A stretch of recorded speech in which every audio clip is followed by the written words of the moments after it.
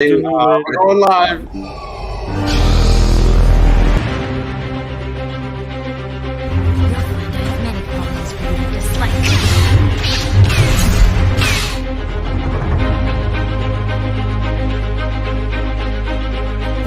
I'm vengeance. Wakanda forever! Hey, what's going on, guys? What is happening? Welcome to the Suit Up Geeks podcast. Today, we are breaking down and reviewing the series premiere of Loki on Disney+. Guys, it was top to bottom, something we're going to be talking about for the foreseeable future. Before we get started, though, make sure you like this button. If you guys love Marvel, please be sure to subscribe to the Suit Up Geeks channel. Check us out on Twitter at the Suit Up Geeks. Joining us today is the man, the myth, the legend. He is Loretto. Be sure to follow him at Marcellus Durden. Loretto, how you doing, buddy? Rather swell. As far as I'm concerned, the weekend is here, and this was a blast. I can't wait to rant all about it. Positively rant, by the way.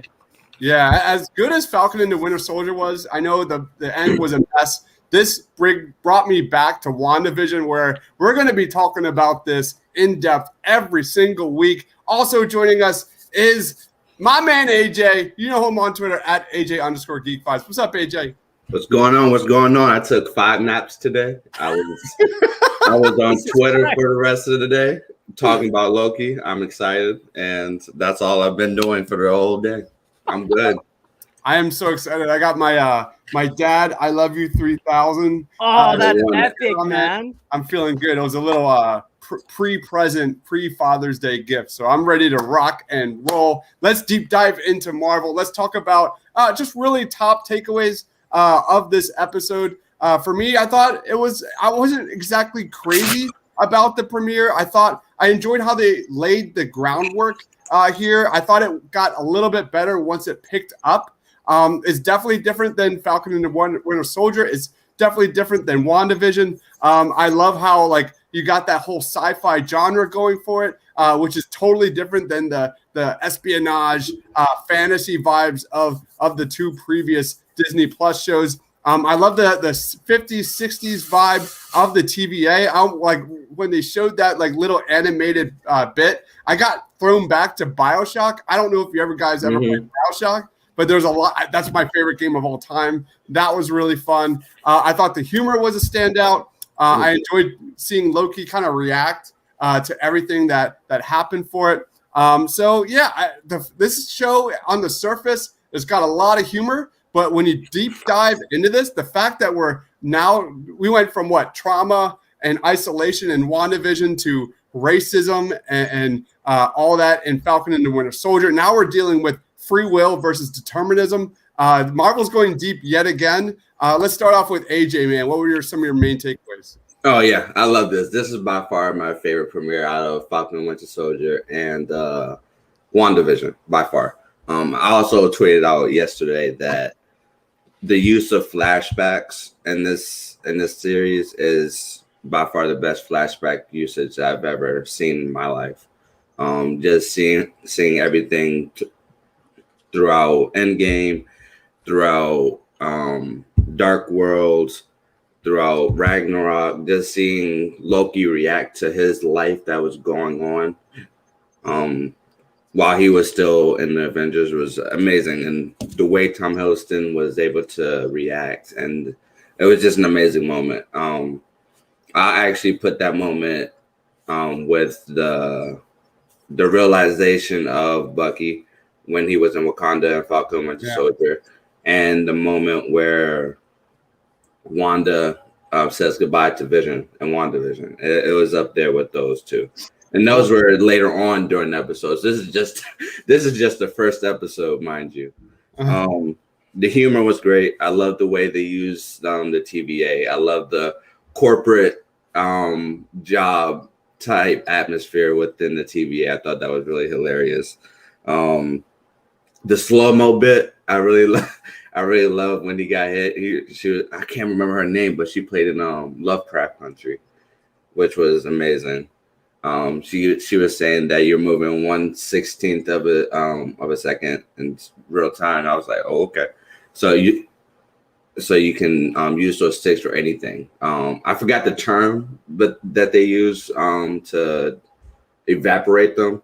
But you have that. You have the slow-mo one. I wonder if there's any other powers you can use within that one stick, which is really cool. And like I said, the TVA, we just got the first episode, and the use of the TVA is amazing right now. What about you, Loretta? What are your main takeaways?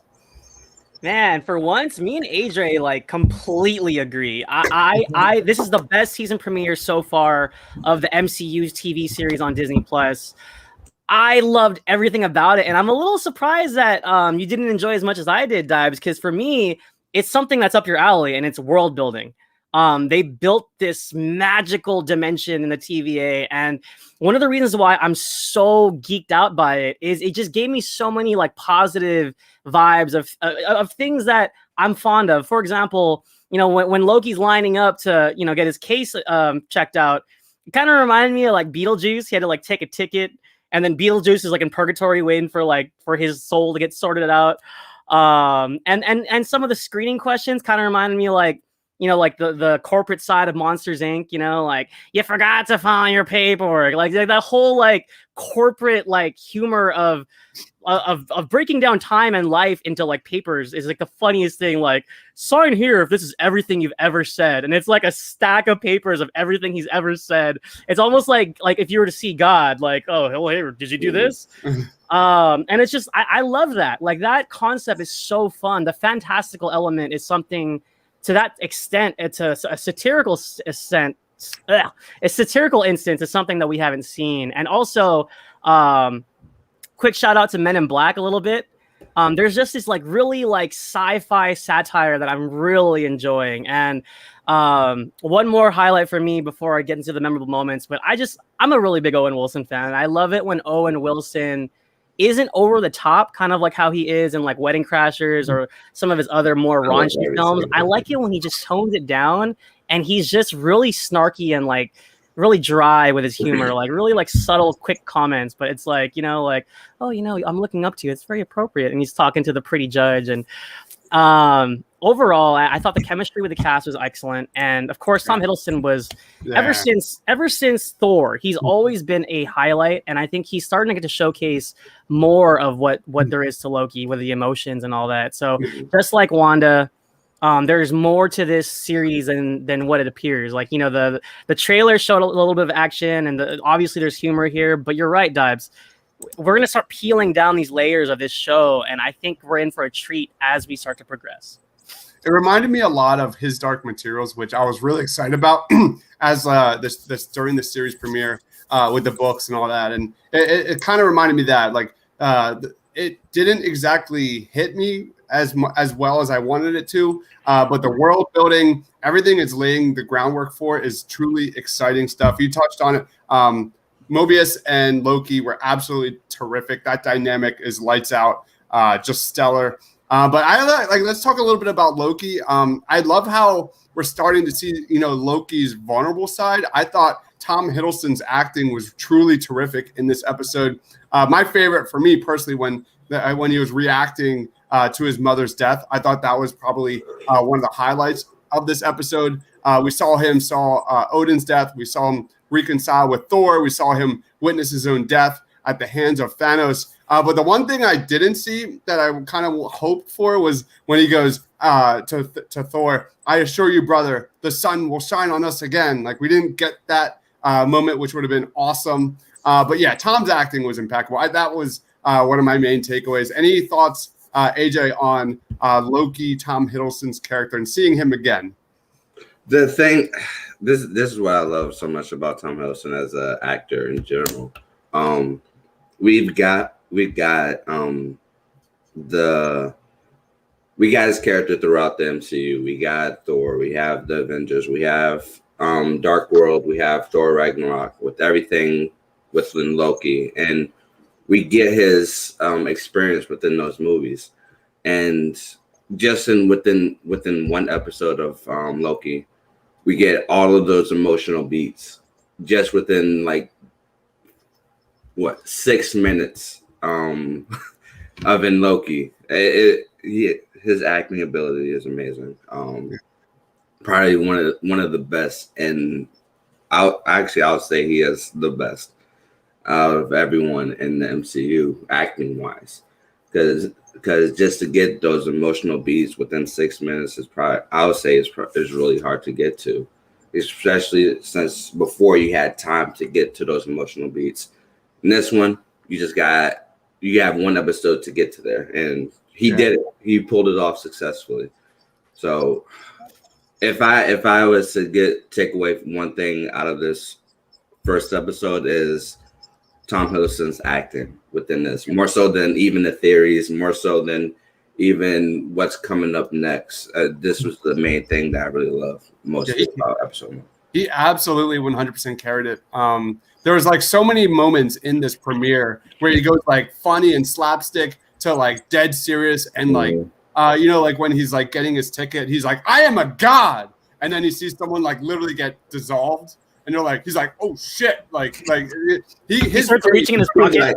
Where's my ticket? His range was bananas in this premiere. He went from all over the place, from happy, sad, angry. I love how we saw finally the God of Mischief in play when he stole that thing from Mobius. So we never really saw him be the God of Mischief ever. So that was kind of fun. Any final thoughts on Loki, Loretto? Before I want to touch on some complaints before we get into favorite moments. Oh, I was actually going to segue us into favorite moments, but I'll save it. All right. So it's about Loki, so I'll save it. All right, so I want to talk to mostly AJ about this, and I don't know how you feel about this, bro, but one of my biggest complaints was the Infinity Stones. I don't like how they utilized the Infinity Stones and kind of threw away the previous 12 years of world building and all that kind of stuff. So I want to get your thoughts on that. When he found these Infinity Stones, I understand it's like from an alternate universe. I understand that it doesn't have any impact in the sacred timeline, which we'll get into. But like that was kind of like a slap in the face. Like that was the entire universe. And I think that was kind of like Loki's realization that, oh shit, this is the biggest power. And we'll talk about that in terms of what we're predicting moving forward for Loki's character. But what was your reaction to that, AJ? I loved it. I really loved that scene in a comedic standpoint. I really loved it. But also, I think people are just being a little over dramatic. Also, the sacred timeline isn't that specific space. It's all of the MCU. That's the timeline they were talking about. I guess it's a fair criticism to say that I don't like it how they just threw away the stones and just made it useless. But they're not useless. They're just useless in that time zone of the TVA because magic doesn't work. So basically, Loki really isn't Loki because he can't use magic. So magic doesn't work. Technology doesn't really work except for the technology that they have. So it makes sense on a story standpoint that the gems wouldn't have an effect in that area. So if they went outside of that area, it'll still be the stones. It'll still have the ability to destroy planets, destroy multiverses, and all of that. So the power is still there, but just not in that specific area. So I just feel like people are being a little over dramatic about the significance of the stones.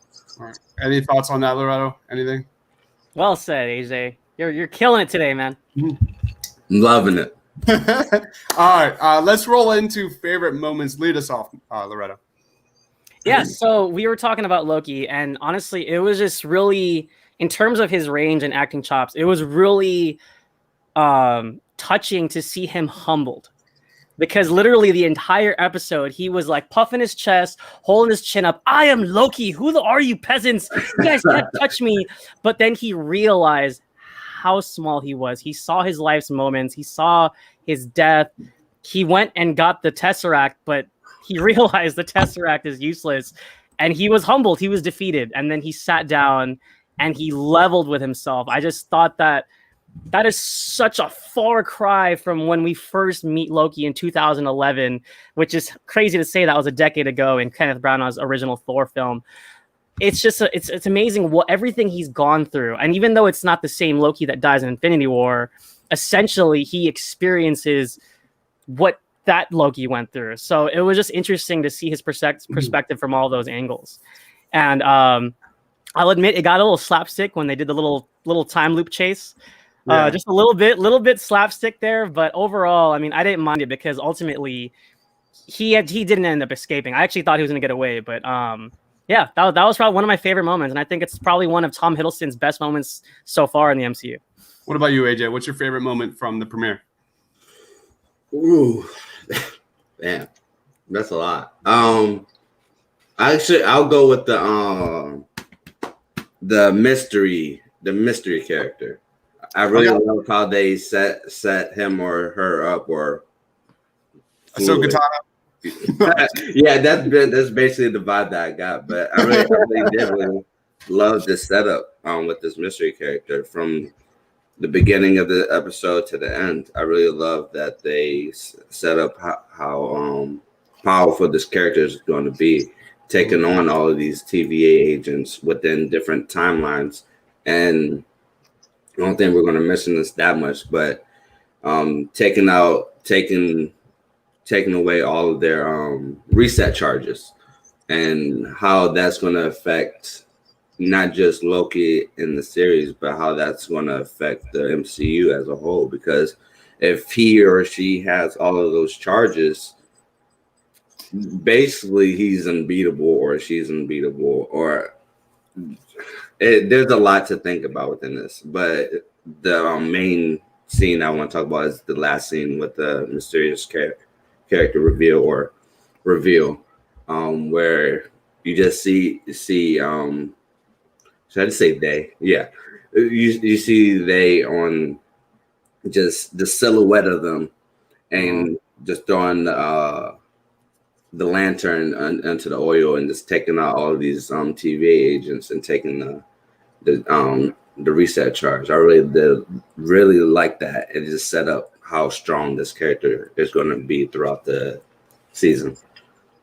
Love it. A couple favorite moments. I'll say I really enjoyed Tom's reaction to witnessing his mother's death. I thought Tom's acting in that scene was absolutely terrific.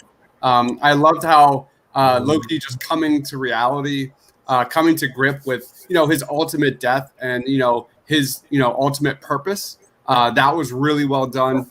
But for me, I'm a film score guy. For me, Natalie. What's her name? Natalie Holt did the film score in this, and I loved it. I think the film score was really, really good and fit the tone of this series really well. So the film score is awesome. Definitely awesome. Let's do quick grades, and then we'll lead into predictions, really the bulk of this podcast. Loretto, how would you grade the premiere? One more honorable mention to Owen Wilson calling Loki a pussycat. That was fantastic. He's like, you're just a pussycat. But overall, I'm very, very pleased. This is my favorite premiere out of the 3 series so far. I just loved everything about it. I felt like it set up the mystery and the questions better than WandaVision did in the first episode, whereas the first episode of WandaVision, I kind of felt lost. I didn't know what was happening. There was just a little bit of action and a little bit of more better story building than the Falcon and the Winter Soldier. So overall, I'm going to give it a 9.59. Wow. All right. What about you, AJ? 100 out of 10. 100 out of 10. No problems, no questions asked. Wow. 100 out of 10. I just love everything about this and more. Just love the character setup. I love the world building setup. I love how they set up the TVA. The acting ability of Tom Hiddleston, the chemistry between Tom Hiddleston and Owen Wilson. Just everything for me was perfect. Theories are just going to keep coming in, much like what WandaVision did. So it's above and beyond my expectations, and I have very high expectations for the show to begin with. I think I'm like a high 6.8 out of 10 in that range. I think it was pretty much on par with Falcon and the Winter Soldier, which I loved, WandaVision, which I absolutely loved. I can't give it that high a grade. It was not that good. But I'm excited for what's going to come moving forward. Just like we said, it laid the groundwork, but I can't give it that score. It does not deserve that score. Let's go on to You're right. It doesn't deserve that score. It deserves a higher score. 1 million out of 10. Yes. All right, let's go on to predictions and theories. Who is that mysterious character? Let's lead us off with AJ. Go ahead, man. All right, here we go. Okay, so we all know that everybody assumes that it's Loki because Mobius does say that they're hunting Loki. But if that's the case, by have him or her hidden, I do believe if it's Loki, I think there's someone behind Loki that's helping them get all these charges and helping them know how to beat all these guards, which I do believe is King, who is going to be played by Jonathan Majors within this series, or he'll be shown within the Kang will be the Thanos from Avengers. Yeah, Avengers. He'll be shown as an end credit scene. I guarantee you that on that one.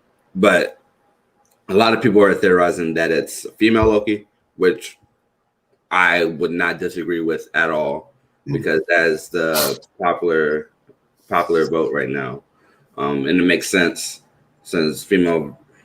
I admit female Loki is a badass, and we'll see. So I'm gonna put my best on female Loki. What about you, Renato? No idea. But I was going to say, I just really enjoy the fact that, like, in the courtroom, am I mistaken, AJ? That was King the Conqueror's face in the dead center, right? It looked like Jonathan Majors, the little statue behind the judge. That was King, right? That's or what is that supposed to be a that. timekeeper? I would say it looks like King, but that's only an assumption at this point. Much like the mural in the church is more of an assumption than anything. And honestly, as far as this whole time travel thing, I'm really unfamiliar with who could possibly be that powerful to do that. I didn't realize there is a female Loki. Is that in the multiverse stuff in the comics? Mm-hmm. Yep, Lady Loki. That's awesome. Is there any other shapeshifters that could possibly come into play here? Because I'm trying to think of who else could possibly maybe frame Loki, but not really be Loki. Mystique. No. Well, I do think this might get a lot of flack, but Mephisto could be a good contender because he knows how to shapeshift. And the little girl did point to the mural, which looks like Mephisto.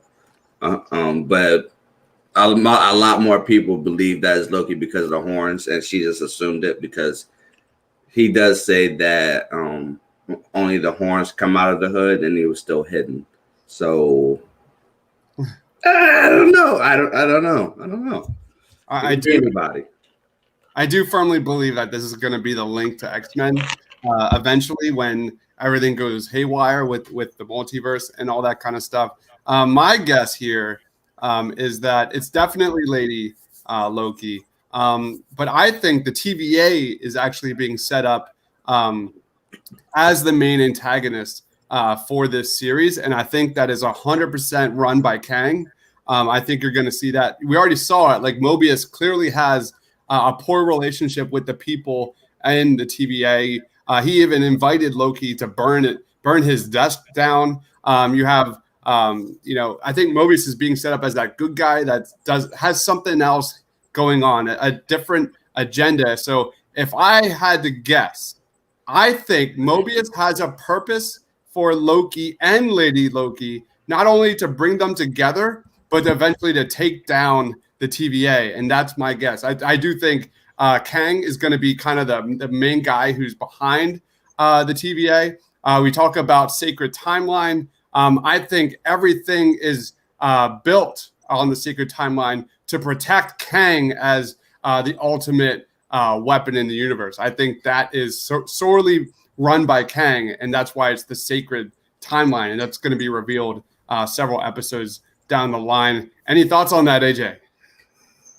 I love that. I wasn't up for it at first, and then you said that Kang is the one that created the sacred timeline to make everyone do everything and just to protect themselves. I really love that.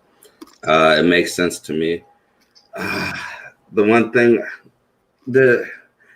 in Secret Wars, we do get multiple Earths trying to collide, and I feel like that's the way they're trying to head this way. But with different timelines, it will have multiple timelines colliding to see who is a superior timeline, which makes sense. Which will go into my Fantastic Four and X-Men theory later on. But I really do love this theory you have right now. The moment that Loki saw the Infinity Stones was the moment that you know that he's going to literally try and learn how the TVA works and then plot something to overthrow the Timekeepers and try to rule over all the other universes. I think this is definitely the tie-in when it comes to No Way Home, when it comes to Multiverse of Madness, Quantum Mania. We all kind of assumed that WandaVision was going to be that the one that connects everything. I think this is it. I think this is pretty much a lock for that. Any reaction to that, Loretto, or any other predictions? No, man, you guys are killing it. Honestly, I'm open to the possibility that anything can happen at this point. Because this literally can go in so many directions, and we've had so many theories from whether it was The Mandalorian or whether it was Falcon the Winter Soldier or even WandaVision. We've always had endless branches of where these shows could have gone. And I think this is the one show where I have no idea. I'm kind of just along for the ride. So, AJ, I have a question for you. Like, when I think about this, like, clearly the TVA is all powerful. Did Thanos not know about the TVA? Because why didn't the TVA step in with Thanos? Like, clearly they wanted to keep the sacred timeline away from Thanos. So, what are your thoughts on that? I do not believe Thanos did know about the TVA. If he did, he will try to go for them first before he destroys half the universe. Also the TVA interfering, no. If it was meant to be, it was meant to be. The entire timeline wouldn't have disappeared. It was just the half. I wouldn't even say timeline would have disappeared at all.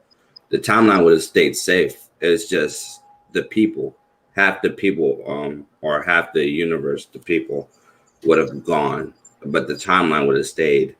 So either if the Avengers won or if Thanos won, the timeline is still safe. And that goes into your theory of Kang. If the timeline is safe, Kang doesn't have to worry about anything. If anything, it helps him out because he doesn't really have to worry that much about people because there's less people. So he doesn't have to worry about keeping that timeline safe.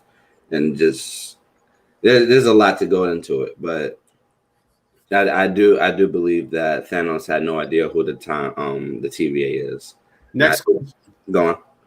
Next question. The Eternals are all supreme beings. Are they aware of the TVA? Like they're the next level up from Thanos, right? No. The only reason why I do not believe the Eternals do not know about the TVA is because they were still created. They're not Nexus beings like I can't say Scarlet Witch. I'm not gonna say Wanda. I'm gonna say Scarlet Witch as a power. I do believe that the Celestials do know about the TVA, which are also Nexus beings. But Eternals, I do not believe that they know who the TVA is. I don't think anybody knows who the TVA are. That's on par with the Celestials, or so like. Crap, Ego. I don't think Ego knows either because he is a god, but I don't think he's on par with the Celestials. I do believe that. So yeah, the only people that I do believe that know about the TVA are the Celestials, King, and any being higher than the Celestials. Yeah, so I think everything boils down to how is Loki going to manipulate the TVA and take control. I think that's going to be really, really fun to watch. Let's wrap this up. Loretto, final thoughts, or where can we find you, bro? I just want to say, what I really loved about this premiere is the details. Like, I don't know if I saw someone point this out, so that I can't claim this is my thought, but someone pointed out that there was a Scream reference because he told the guy whose name is Casey, "I'll gut you like a fish, Casey." And then Casey said, "What's a fish?" And I love that because if you know Scream, like the Drew Barrymore's character is named Casey, and Ghostface says, "I'll gut you like a fish." Oh, cool. Stuff like that is awesome. And then like even like the small throwaway lines, like I feel like the writers of Loki is kind of playing into the fact that we have so many theories because Loki says something like, "What is this, a nightmare world?" And Owen Wilson was like, "No, not quite, but there is something like that." Or he said something along the line. Wrong department. Yeah, he was like wrong department or whatever. So it makes you think like, is that a nightmare reference? And I think the writers are playing with the fact that we're gonna hang on every word. And then even just the girl pointing at the Mephisto picture. I mean, that's just I let out an audible, and it's just it's just for me, those details are just so fun. And that's why the MCU is so good at what they do. But other than that, I'm really excited. Please, if you're on Twitter, we are in the final round of the summer movie draft. Not to toot my own horn, but my team's in there, and I'm in the gunning for the championship. So if you like Raiders of the Lost Ark, Back to the Future, Jaws, Shrek, Twister, please vote for my team. If you don't love those, you love Terminator, Spider-Man, that's okay. But just go check out the draft. It's awesome. Okay. And stay tuned for many more drafts. We have a full summer planned. All right, so you can vote for your favorite squad there. Vote for Loretto. There it is. At the Suit Up Geeks on Twitter. AJ, final thoughts on Loki, the premiere, and where can we find you? What do you got going on, man? We didn't talk about the DB Cooper scene, which was incredible. Other than that, I really love this first episode. I thought it was funny. I thought it was dramatic. I thought it was just overall great fun. Action was intense. I really loved every single moment of this episode, and I just can't wait until episode 2, which I wish I can have right now, but I can't because I don't have a time machine, which is very depressing. But overall score, like I said, 100 out of 10 for me. And you can find me at, like you said, AJ, right there, AJ_Geeks5, where I just talk everything Loki, talk everything Marvel, talk everything DC, just talk everything comics. So you can always. Okay, Loretto. No, I would say one final thought. Dare I say this was the best looking episode of the of all the series? Yeah, it's good. I mean, it's visually it's crisp. The view of the TVA outside, the whole magical world, and like the teleporting. I don't know. I just thought visually it was gorgeous. It was amazing. Yeah. I just had like that aha moment here just now with Loretto's t-shirt game. And I went back to, since we're talking about time travel, and I went back to Avengers Endgame when I think it was Ant-Man who said when he was disappointed that, man, that Back to the Future is a bunch of bullshit. Or I forget. I don't remember who it was. It was maybe it was Don Cheadle. No, that it was Scott. Was it Scott? All right. He was like, so Back to the Future is a bunch of bullshit? Oh, man. I wish I had a DeLorean. All right. Make sure you follow Loretto on Twitter at Marcellus Durden. You'll thank me later. Follow the man, the myth, the legend. He is AJ under there at AJ_Geek5s. Check us out on Twitter at the Suit Up Geeks. Vote for your favorite movie squad. Vote for Loretto's team over there. He's in the championship round of our summer blockbuster draft. Make sure you like that button if you guys love Marvel and Star Wars content. Tomorrow we'll be doing the Bad Batch review, episode 7, I believe. It's crazy. But we'll be doing that at 6 p.m. East Coast time. I'm not sure if we're doing a versus, but we'll find out in a little bit. For Loretto, for AJ, for myself, thank you everybody for watching. We'll see you next week.